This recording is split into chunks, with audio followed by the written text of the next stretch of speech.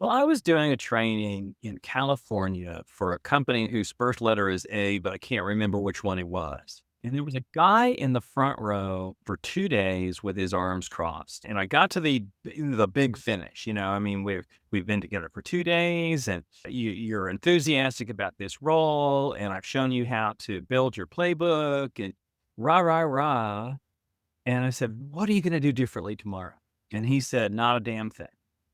And I'm like, "Wait, nobody is preventing you from doing things like creating a persona and sharing problems with your developers." But his bottom line was, my boss won't support this. And I'm like, "Well, your boss paid for it. You'd think he'd support it." And in a related topic, which is actually rant worthy, I can't tell you the number of times that I have taught a class and people in the room go, "Does my boss know what you're saying to me right now?" This whole idea of product manager should be expert on the customer and not necessarily expert in technology. I remember talking at Pendo at their first big conference, and the theme of the conference was love the product, which was cute and all from a marketing standpoint. And I got up and said, "Well, actually, I want you to love the problem. Mhm. I want your product team to love the product." And so it seems to me that a lot of people think training is transformation. And what training does is makes a good product manager. It doesn't necessarily make a good product team. Okay. How's that? Yeah. So there's a lot to jump off on that. Well, good. The distinction between a good product manager and a good team and training not necessarily bridging that divide. So tell Well, me tell me another more little about give me a for example. instance. Another thing that I find kind of amusing is the number of people who claim to have been trained in product management when in fact they've been trained in Scrum. Mhm. Yeah. Yep. Scrum has nothing to do with product management. SAFe at least has product manager somewhere on the Japanese subway map that is the same metaphor. I think a lot of people that certainly I've had a lot of people come to trainings and leave motivated. Uh-huh. And I hope that I've instilled a certain amount of civil disobedience. It's like, here are some tricks that work. Don't tell anybody, Yeah. you know? Yep. So what Talking is earlier. Oh, go ahead. Go ahead. No, you go ahead. No, I was gonna ask about the prescription. So you gave the example of I'm not gonna do anything different. Of the guy saying I'm not gonna do a damn thing differently, which is a really funny anecdote, and I'm sure it's not the case all the time. But you're right. That training comes, it creates that motivation, and then falls Mhm. off, and people get back into their old habits really quick. What's the antidote? What's the cure to that problem? Well, I think there are a number of things. One is actually what we now call product ops, Okay. getting a standard way of doing things. I remember one of my first meetings with a senior executive team, and they were like, do you guys share? Because everybody's business documents look different. Mhm. Everyone's roadmap looks different. Somebody talks about audiences and somebody else talks about personas and somebody else talks about segments. The lack of professionalism that is apparent is not something an individual product manager can do. It's what product leaders should be doing is instilling a common way of talking about things. I mean, for 30 years now, people have said, we need a common language, we need a common set of metaphors, we need a common set of tools. And they say that, but then they buy training. Yeah. And so, yeah, individuals get some templates, I suppose. Here in the back of the book, there's some good examples from people that we did training for 35 years ago. But if you did YouTube training and Chuck did LinkedIn learning training and I did Quartz training, we all three learned product management from different bodies of knowledge. And Correct. one of the things that we see a lot is engineers coming into a product manager role who have no understanding of the scope of product management except the part they saw as an engineer. Yeah. which is why we're pulled into technical discussions. And you should be developing specs rather than recs and stuff like that. So Elson Herbert notes, hi, Elson. I think what I'm hearing is training works, but practicing us in the real work is what makes the change in the training promises to deliver. Sorry, I mangled that horribly. But essentially, it's doing the things in practical usage is really what makes the difference. And leaping off of that, in my own practice, there was often kind of the case of here's what you can do without permission to kind of create some process to work through, but it becomes very isolated, right? I'm still working on my body of knowledge. But part of that issue with training is management wants change without them having to change. They want everybody else. And they're not thinking through, well, this is a process, an entire workflow, not just somebody's set of knowledge. Or maybe they're not recognizing that, but they should. So those were the kind of pieces. So yeah, it's like, hey, we've got to put this in practice. And B, it's more than just coming back and say, hey, I've learned calculus. It's like, okay, well, how are we actually enabling this in our process? The easy comparison there is when we were going through 20 years ago, the Agile transformation, and there were the common watchword, and it was true, was that you cannot just transform your engineering teams. You have to transform your entire organization into an Agile organization, or you can't do Agile. Because marketing can't accept Agile or lean unless marketing is Agile also. Customer support can't accept Agile unless they're Agile also. They can't operate within. You can't have the traditional way of doing business everywhere except for engineering. And so I guess the question is, aside from training, can you have a product-focused organization by only training your product team? I would say no, because the rest of the org didn't come, just like in your example. But I'd also kind of leverage that question over to Steve, which is when you're going into these engagements and you're going into the A's and B companies, and it's just trying to, how are you engaging management to recognize what their role is in fostering the outcomes they're desiring from the training? For one, I'm not sure I do it particularly well or am allowed to do it particularly well, let's say. But all of the trainings that I do, I include an executive briefing as part of the engagement. And, some companies say, oh, yeah, our executive's too busy. They don't really care. But, we get back to my original joke, which is, does my boss know what you're saying to me right now? And I strongly encourage the product leader or the head of product to go through this training. And to get back to Allison's point as well, the way I do training these days is teach a little, do a little, talk about what you did, and then we'll learn some more stuff. And my training tends to be 1 day a week for 8 to 10 weeks instead of 8 to 10 hours a day. And because your brain fills up, you can't learn anything more. It's like, the Coke machine is full. You can't cram any more Cokes in there. I want to take just a quick moment to shout out to our audience here in Zoom. I know we've got people on YouTube as well who can't do this, but if you're here in Zoom with us, would really challenge you to turn that camera on and join us here around the table. We're going to, and I'd love to hear your experiences, your thoughts. How has training affected or not affected? How has training taken or not taken in your organization as we're kicking things off? And I would absolutely love to take an opportunity to introduce you to everybody here. So if you would, if your camera's on, I'll invite you to introduce yourself and tell us what has your attention today. Tell us who you are, what you're working on. If you're looking for a new role, tell us what the last role you had was to kind of help us understand where you are and get to know everybody a little bit.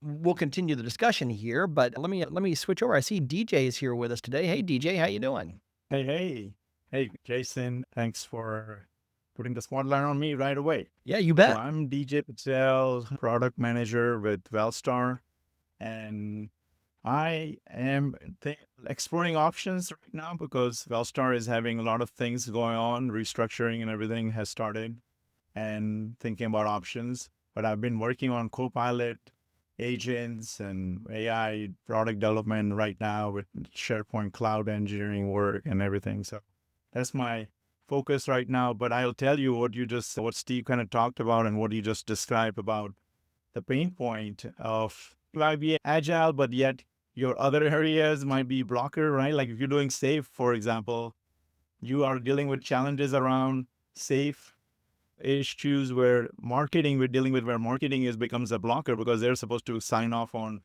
customer facing work that we are dealing with. And yet they are taking forever to think about the work that we need to do, to including, for example, something simple as the landing page, right? And we're like, okay, they want to introduce a bunch of new features on it. And yet we plan out, we roadmap it, right? And then yet they are not ready because they're thinking the waterfall way, and they will block us. And these are the challenges. I've dealt with it again and again and again.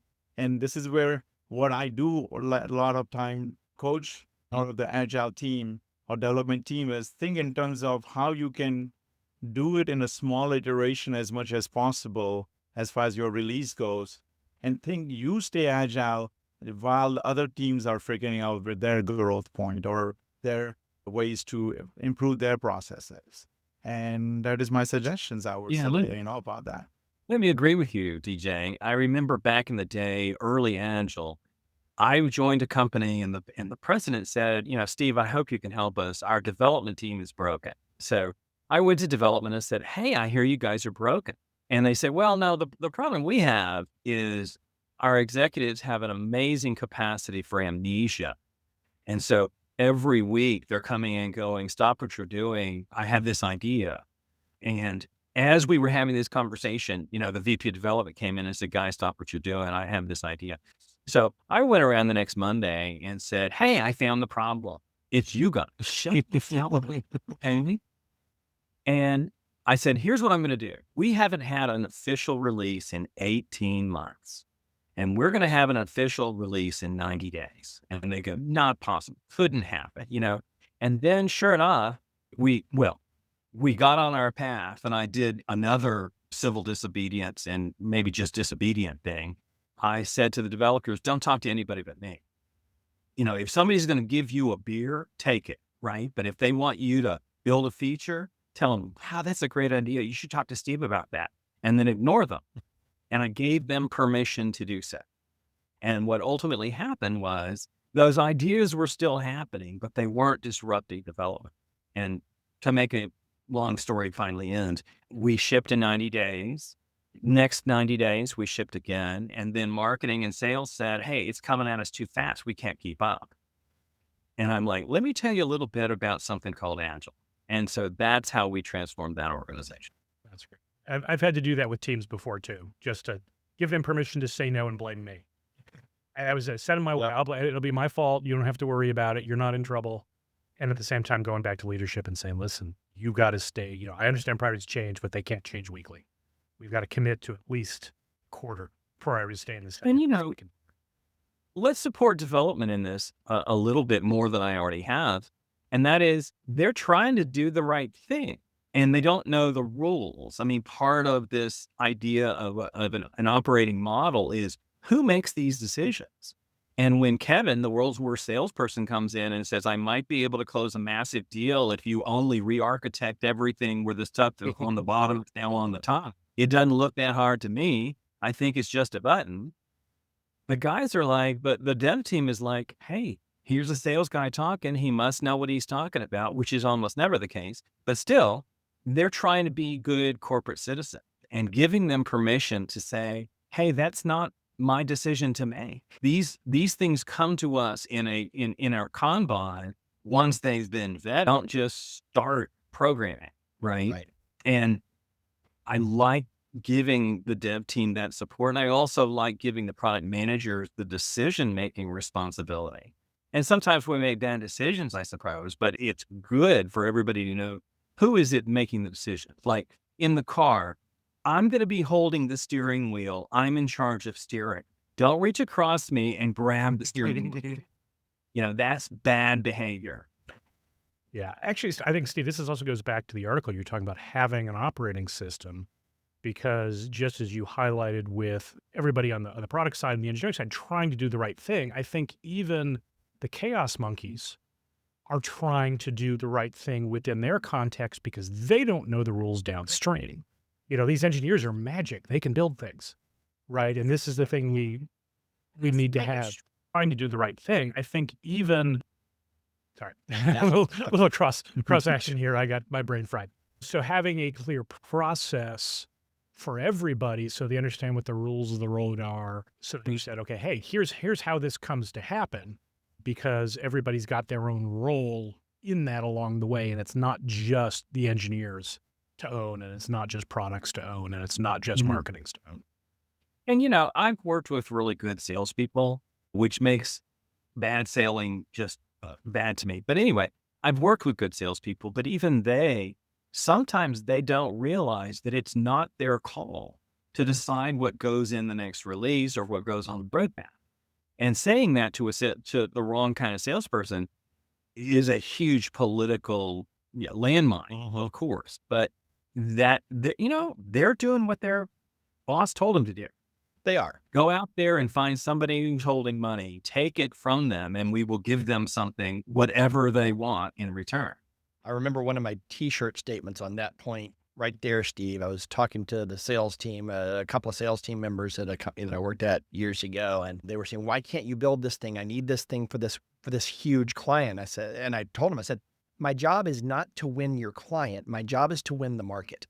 And that's just noise to them. Yeah, they Everybody's internalized that, and they and it led to a good conversation about why this was more important than one client, or why something can be more important than one. And it did shift our conversations, but their immediate reaction, you're right. It was like, I don't like that. I don't get paid on the market. I get paid on my client. I get it. Well, if you have good salespeople, often they're bringing you good ideas. So it's not like they've just brought you something outlandish. And, a lot of what I had to do on that piece was also come back and say, well, help me make the argument. Give me the justification. What is the reach? If this is the big client, how many of our smaller clients are going to take out? Are they going to amount to more? Help me make that trade-off so that we're ensuring we're building the right thing, and then helping them understand they've got to be part of the argument, not just lobbing it over and leaving it for the other team to figure out if it's worth doing. Makes it a lot easier because they at least become invested in the logic that's coming through. Right. And I have as many of them going, oh, yeah, you're right. Maybe we can wait on this. And then saying, okay, yeah, this is kind of difficult. I still want you to do it. But at least they could see where my reasoning was coming from. And I wasn't just being like, it's Thursday. I don't like you. I'm not going to do it. Although sometimes that's a good reason. Remember what we learned from Rich Mironov's money stories. It's like last quarter, we agreed that adding AI to our product would result in between $1 and $5 million in new revenue. Has our priority changed? And that's not a product manager talking to a sales guy's conversation. That's the head of product talking to the head of sales saying, have we forgotten, as we certainly have we forgotten that last quarter we made this big commitment and only now are we ready to start realizing the revenue that goes with it? Or do you want us to stop our plan and start a new plan? Yep. And of course the answer is yes, I want both, but we all live in a world of scarce resources. Yeah. Let's do a couple more introductions. I see Dave Matthias on the line here. Dave, why don't you introduce yourself, and you can weigh in on this or tell us what else has your attention. Yeah, Dave Matthias. Good to see everyone. Good to see Steve. It's been a little while since you and I have chatted, Jason. So certainly Allison, she sees too much of me lately because we've been working on a little podcast together. But yeah, so quick introduction. I'm up in the Twin Cities, been very involved in different product groups up here. I'd like to get down to Product Camp Atlanta, all that good stuff. So planning on coming down again this year. Actually doing consulting again. Was at a startup up till early this year, then actually went back into consulting. And so doing that right now. So on this topic, it is the challenge, right? Because we do have this, and it's funny because I was texting with Allison actually this morning because I have this book that I'm starting to formulate, and I've wrote the first chapter of it, and I actually gave it to Allison, being the book club person, and like, hey, you might have perspective on it. And my working title of it, and it's funny, Steve, when you said Amnesia, because the actual book title, what I'm calling it, at least initial draft wise, is the Amnesia Tax. Because I think so often organizations are rehashing the same things over and over and constantly paying for the same things, the same meetings, the same frustration over and over again, right? And so and not really having an understanding of how much that's really not just from a time perspective, but also just a sort of an emotional, like beating down all your people, like the frustrations that occur with that, because it's like, wait a sec, we're having this meeting again, we're doing this again. Like I thought we did that, so it's nice to hear. I was happy when I heard Steve you use the word amnesia. I was like, yeah, maybe that draft title might be something there. Look forward to reading it. Absolutely. Thanks. It's so good to have you back. Looking forward to seeing you down here for Product Camp 2. That's November 13th, by the way, for those of you who don't have it blocked on your calendar. Block it now because we'll be here back at SCAD show. So it's going to be a good one. Last year was great. Yeah, Looking forward to this year's. and I love that venue. It's one of the best venues we've worked with. The whole team there is just next level. Let's see who else. Hey, I see Mark's got his camera on. Mark, say hello and introduce yourself. Hi, I'm Mark Padilla, and I do independent consulting work. In terms of the conversation we were having earlier, I've gone in with a few different consulting organizations at a few different levels, trying to go in there and helping organizations rethink how they deliver both products, external and internal products. And you talk to them and you go through the discovery, you find out where they feel they're failing or where they're not being able to achieve performance that's consistent with getting better market acceptance. And then you go back to the leadership and you paint the vision of what it would take for them to achieve the goals and metrics that they desire, assuming that they even know what those are. And then you have to go back to them, and once you get buy off on that they understand what you're talking about doing, and they agree that if you could achieve that, then that will work. Then you have to get back to them in terms of a set of commitments and service levels that you're going to expect from them. Because the challenge, what I've found, is that a lot of the operational groups that you have to interact with to bring along as you're developing the product, they don't know Agile from the hill of beans, and trying to get them to become Agile so that you can make your product development process Agile is a Herculean task and generally fails. So what you want to do is get them just Agile enough, which means that you get them to understand that how they're going to engage with the product team and the dev team is going to be different than how they work on the other stuff that they've been doing for 1,000 years, and they're going to keep doing the same way for 1,000 years. And you get the leadership to support those service levels, those commitments. And then you tell them you're going to report on every week, month, whatever your reporting cycle is. You're going to report back to that leadership team on progress you made and the commitments against those service levels in terms of providing resource accessibility, in terms of turning releases around or turning testing around, whatever those service levels are you want to get established with. You got to make sure that they know it's going to get reported back, so they and other peers are going to see who's standing up to the commitments and who's not. What I found is when you do that, it provides a lot of visibility.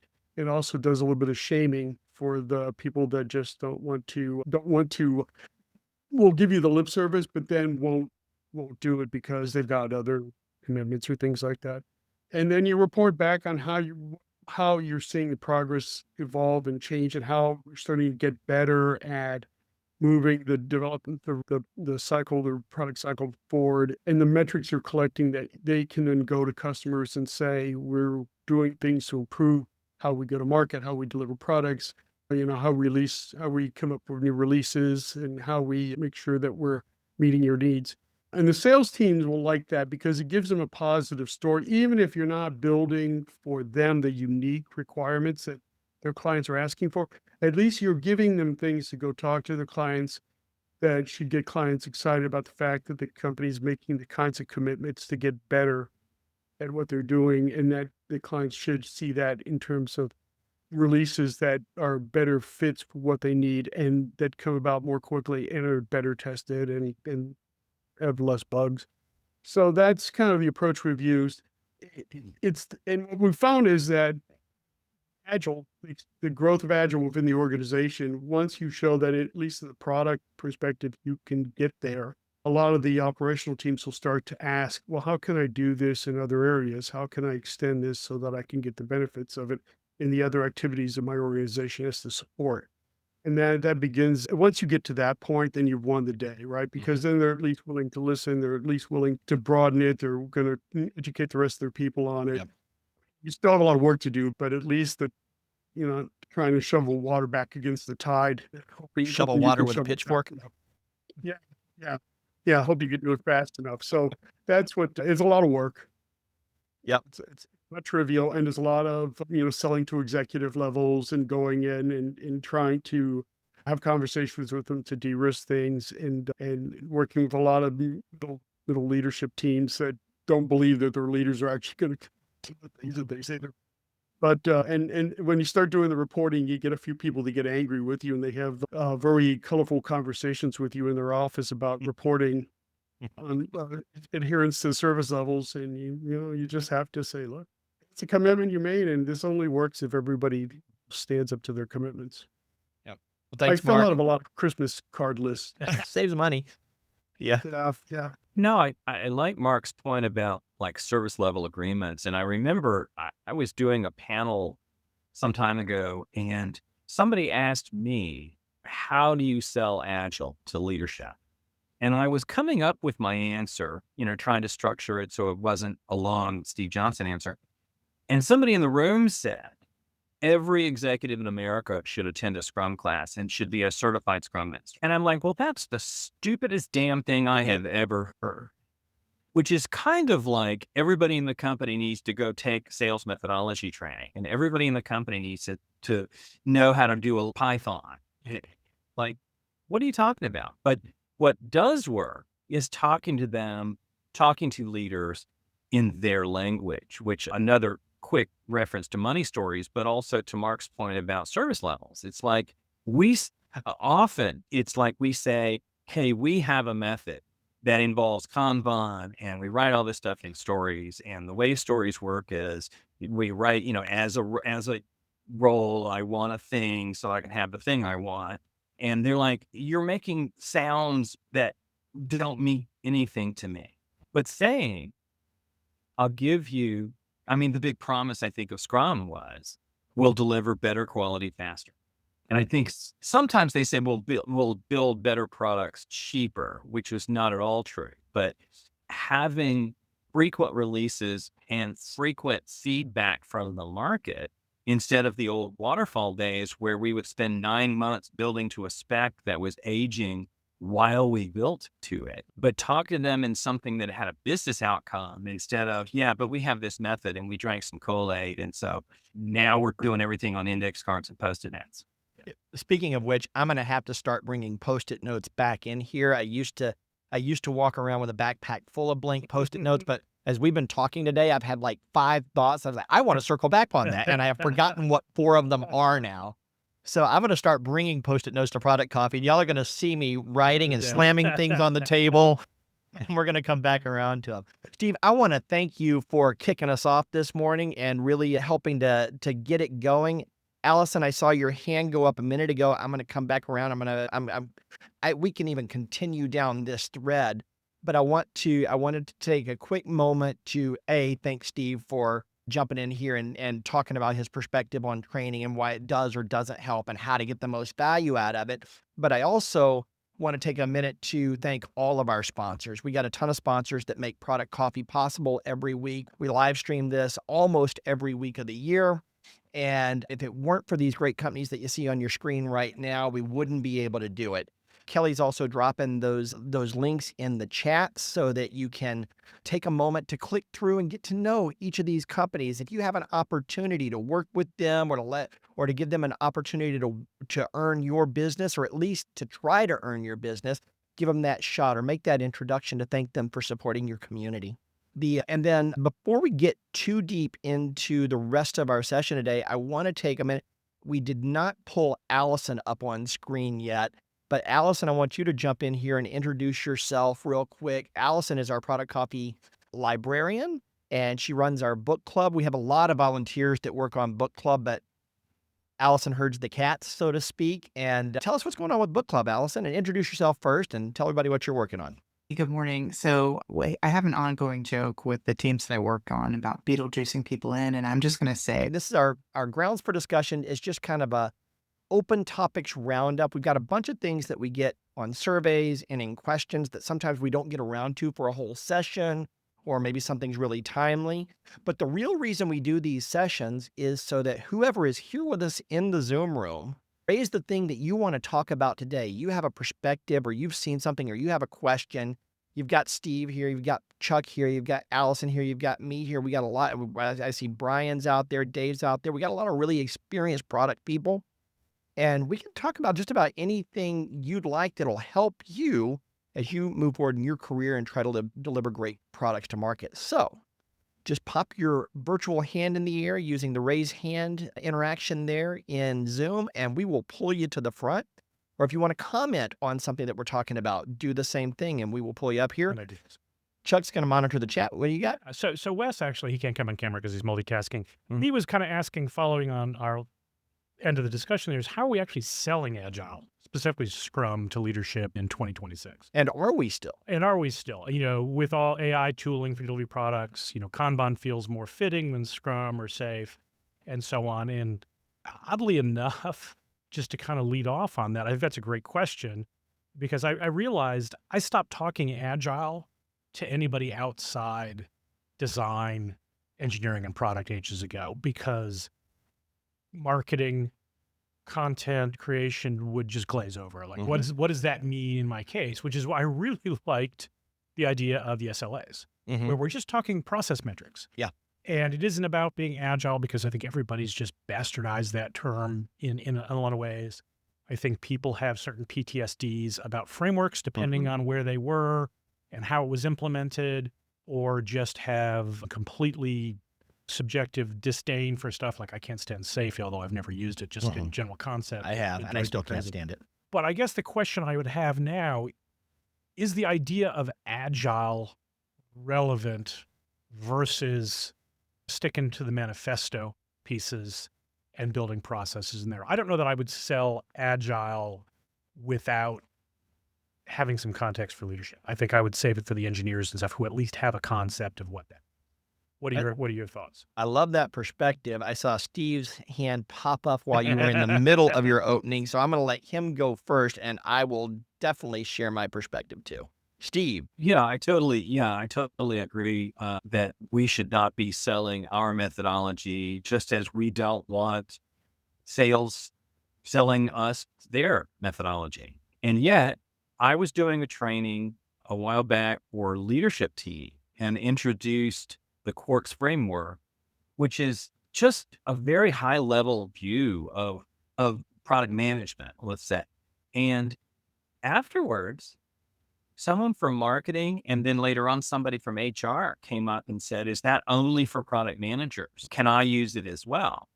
And it's like, well, yeah. First, you define what you're trying to accomplish, you commit the resources, then you describe what you're doing to the people who have to do the work, then they do the work, then we prepare the organization, and then we get it into the market and get feedback. And they're like, wow, that seems like a great process. It's kind of like the lean startup, build, adapt, learn, except unfortunately, in most cases, people who are doing lean startup are doing build rather than doing any of the learn and adapt part of it.